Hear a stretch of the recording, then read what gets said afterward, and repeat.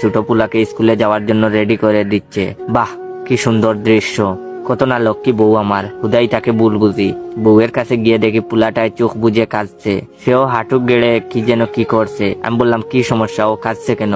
বউ আমার আমতা আমতা করে বলল, ইয়ে না মানে প্যান্টের চেইনে তার ইয়েটা আটকে গেছে। আমিও মুখ ফসকে বলে ফেললাম, কিভাবে? সে তখন আমার প্যান্টের চেইন নিচের দিকে এক টানে খুলে আবার উপর দিকে আরেকটা হেসকা টান দিয়ে বলল, এভাবে। আমি জিহ্বা বের করে দিলাম এক ভয়ঙ্কর চিৎকার।